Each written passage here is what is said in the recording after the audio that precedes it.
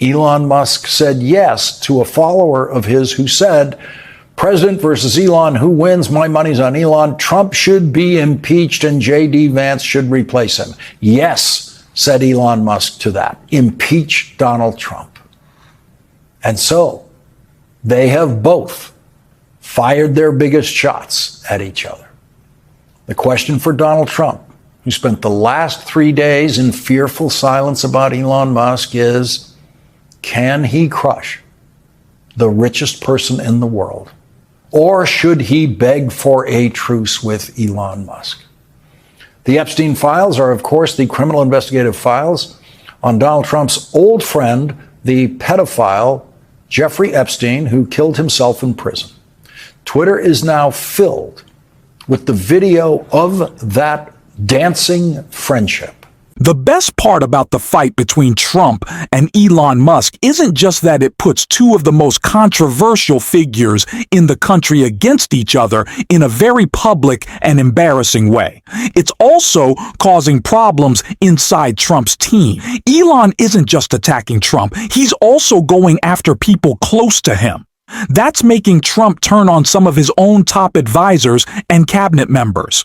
Right now, he's reportedly very angry with his Secretary of Defense, Pete Hegseth. A new leak shows Trump's frustration with Pete, and things could get worse soon. We're going to break it all down. But before we do, please give this video a like and subscribe if you haven't already. It really helps out the channel. Now let's get some background with the latest update from Lawrence O'Donnell on the Trump-Musk feud.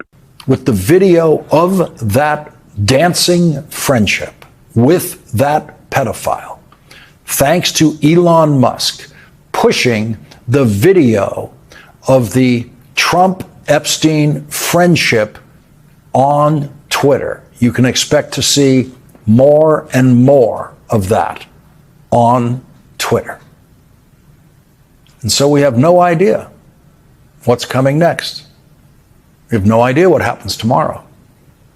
But we do know that Donald Trump will be humiliated, and we do know that Elon Musk will continue to suffer huge financial losses, as he did today with the Tesla stock price crashing, losing $152 billion in market value, thanks to Elon Musk's madness today, which will win him no fans among good and decent people who oppose Donald Trump and who will never buy a Tesla again, because they will never forget what Elon Musk did with the money that they paid him for their Teslas.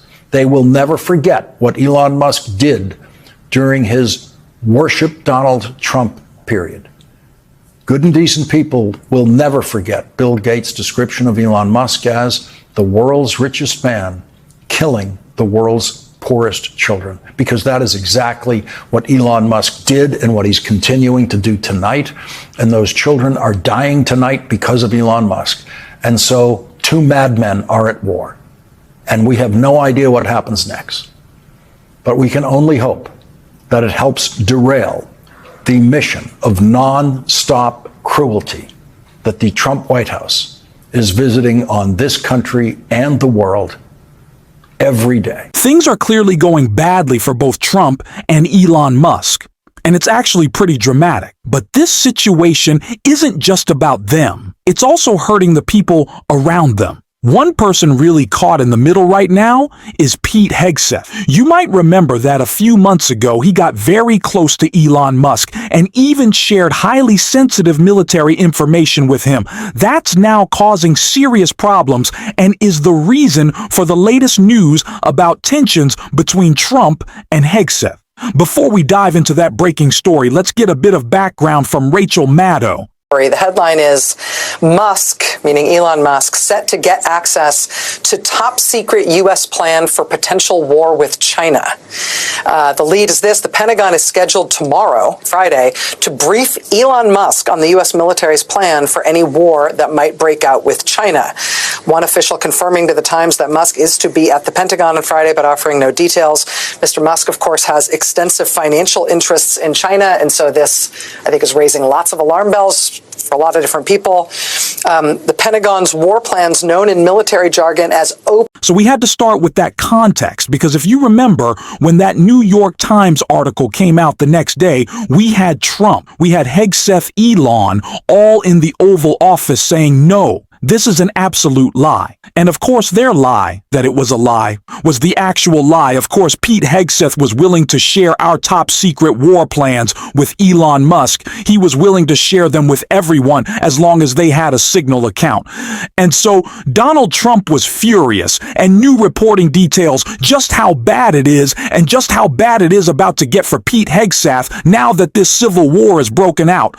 A new article from the Daily Beast titled, "Trump soured on Hegseth after Musk Pentagon invite crazy and stupid." Donald Trump was livid after he learned that Pete Hegseth had invited Elon Musk for an exclusive briefing at the Pentagon. According to a new report in The Atlantic, the meeting made headlines in March when the New York Times reported that the defense secretary would brief Musk on plans for a potential war with China, where the world's richest man conducts significant business. Publicly, Musk, Hegseth, and Trump were united in their dismissal of the story. The president called it fake news and claimed that China was never intended to be discussed in the briefing behind closed doors. However, Trump was upset that Hegseth extended the invitation at all when he learned about the briefing the night before it was set to happen. The president called Hegseth insiders, told The Atlantic Trump told him that the briefing was a bad look for the administration in an in-person conversation the following day. Trump reiterated his displeasure to Hegseth. "This is crazy and stupid," the president said. According to the insiders, "Why would you even do this?" Trump acknowledged publicly at the time that Musk should not receive Pentagon intel on China due to his interests in the region. "I certainly wouldn't want, Elon as business in China, and he would be susceptible perhaps to that," he told reporters at the White House. But it was such a fake story. The moment marked a turning point in Hegseth's tenure at the Pentagon and in his relationship with Trump that Hegseth had the briefing take place in the tank, a story Pentagon conference room where top officials meet with the president, only added insult to injury.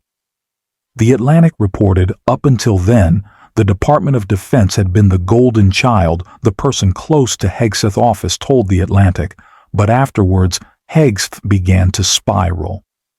Not long after the defense secretary became wrapped up in Signalgate, when he shared operational attack details on a group chat that included The Atlantic's editor-in-chief. So Pete Hegseth put him back, is buddies with Elon, and Donald Trump is clearly not happy about that. And I'm not surprised that these leaks are coming out. Now, I suspect everyone who is around Pete Hegseth, who knows how close his relationship is to Elon, who is no longer around Pete Hegseth because he has fired almost all of his staff, will happily be sharing all of this information. And what's it going to do to Donald Trump? It is going to drive him absolutely crazy. And that is kind of the purpose, I think, of what is going to happen over the next couple of days. Elon is going to be attacking Trump for the people closest to him. He's going to try to create divides with him and J.D. Vance. We already saw that when he called for the 25th Amendment, when he called for his impeachment. Now he's going to try to create this divide, probably between Hegseth and Trump as well. So could Pete's head be on the chopping block as Trump rages over Elon? I don't know, but that's what we expect to see in the coming days, weeks, months. I don't next year as this civil war unfolds. Elon is probably going to be doing everything he possibly can to undermine Donald Trump. And although I believe Elon to be one of the most detestable figures, not just in America or the world, but in the history of the world, I do think that this will be a lot of fun. And I really, really am going to enjoy it. And I'm also going to enjoy Elon getting mocked for the failure that he is. And we saw Rep. Stanberry do that just yesterday. And a clip I want to take a look at right here. Before we get started, I want to take a moment to observe that this very subcommittee was created in January to act as the congressional tip of the spear for DOGE and Elon Musk's efforts inside the federal government, which our GOP colleagues were falling all over themselves to get in on the action. And in fact, I don't know if you know this, Madam Chairwoman, but one of your own GOP members who couldn't get on the committee actually contacted me to see if I could help because they were so desperate to participate in this activity. But here we are. I feel like we should play a breakup song in the midst of the breakup of the GOP with Elon Musk and Doge, and yet still the zombie lurches on. And you know, I think it's interesting that people are barely saying his name in these halls, and this subcommittee barely has any credibility at this point. And Elon Musk still hasn't appeared under oath in front of this committee or any body here in Congress.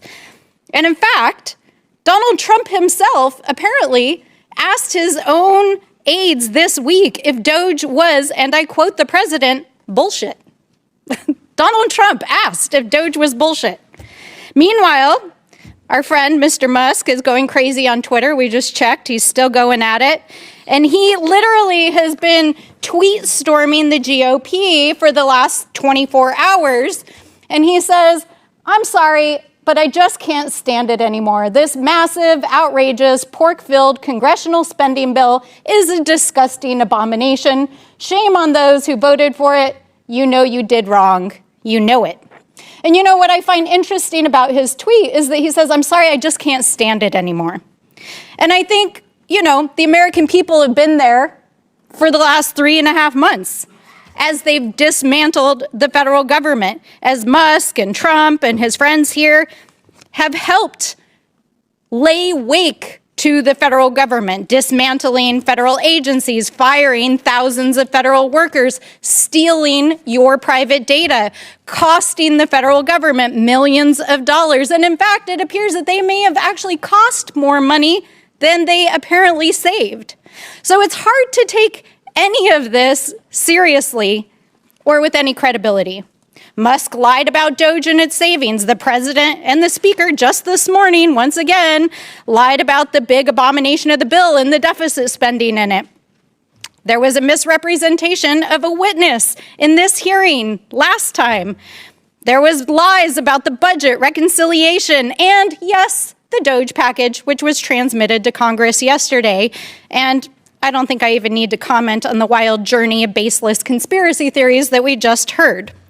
So, it's very clear that Doge has made America less safe, less secure, undermined our global and national security, compromised our data privacy, impacted our ability to serve our vulnerable communities, and left the government in total chaos. And yet, many of these Doge brothers have implanted themselves inside of federal agencies and are now answering directly to the West Wing and to the Director of Office of Management and Budget, Mr. Russell Vought, who, by the way, is testifying just across this campus on his bill for the FY26 budget, which would eviscerate these programs. So I want to say, first, they came for our federal agencies. Then they came for our judges and law firms and the rule of law. Then they came for the free press and your freedom of speech. Then they came for higher education and our children. Then they came for congressional offices, and now here they are coming for civil society and nonprofit organizations. What are nonprofit organizations? Food banks, legal aid clinics, homeless shelters, organizations that are the glue of our communities. In fact, right now, they are withholding $500 billion illegally from nonprofit organizations that provide services for our communities, public safety, health services, housing, the big brothers and big sisters of America, Boys and Girls Club and Habitat for Humanity. Is this the dark money scare that we're hearing across the aisle? I think all of us understand what these organizations do in our communities. But let us be clear. The actions that are happening here in this committee and which the administration are trying to execute through executive actions, through letters, and yes, sending Doge employees baselessly and illegally into nonprofit organizations. It's possible to feel a few things at once. I can really dislike Elon Musk, but still enjoy watching him go after Donald Trump. At the same time, I can admit that while their fight is causing chaos, which I love to see, Elon did a terrible job running Dogecoin. All of this can be true while we sit back and enjoy watching both Trump and Musk fall apart. It's honestly amazing. Plus, Tesla's stock is dropping too, which just makes it even better. I'm having a great time, and I hope you are too. We'll keep covering everything, and if you want to support the channel, hit the subscribe button, give this video a like, and if you made it to the end, drop a blue heart in the comments. Until next time, I will see you soon.